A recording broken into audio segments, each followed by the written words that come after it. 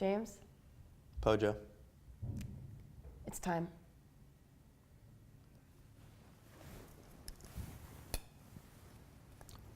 I always don't want to drink the nitrogen.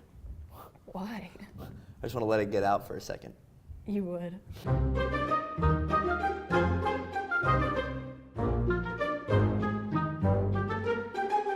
All the sexy millennial-y brands that like first came as the disruptors to the Nike fat supply chain thing. Warby Parker came up and their whole story was like, there's this one fucking company, it's called Luxottica. Whether it was sold by Chanel or sold by Prada or Coach or I don't care. Yeah. All of those brands were built on top of a supply chain that was owned by this company called Luxottica.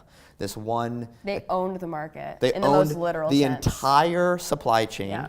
And the brands were just the shiny things on top that people bought. Warby Parker is like, wait a second.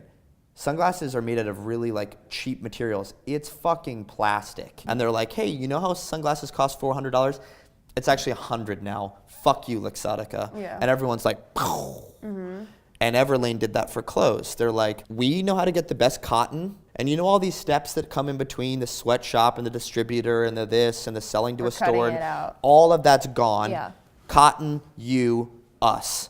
And so their website literally had a fucking diagram like that because when someone's like, you should buy this cool brand Everlane, and I go on prepared to spend $74 for this, yeah. And they're like, actually, it's $18. I was like, how?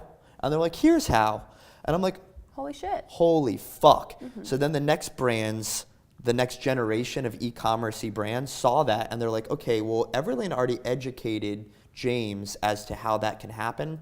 I don't need to do as much as them. They did the most. They built the platform, the foundation for it. Let me just like. Yeah. Yeah. I don't need the fucking diagram on my website. I'm just going to use the same kind of wording that Everlane does, like direct to consumer or cut out the middleman. Yeah. And I know that James will see that diagram and be like, okay, got it.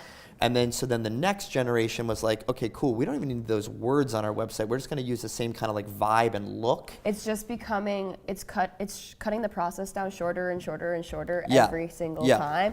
We're getting to the point where there's so much consumption of that form that it becomes so hypersaturated that someone's like, I need something new. And it's like, well, why don't we just go back to this thing that isn't actually new, but we could brand it as new because we already know it works, and we already know that we could just put something shiny on top, make it happen, and turn the page.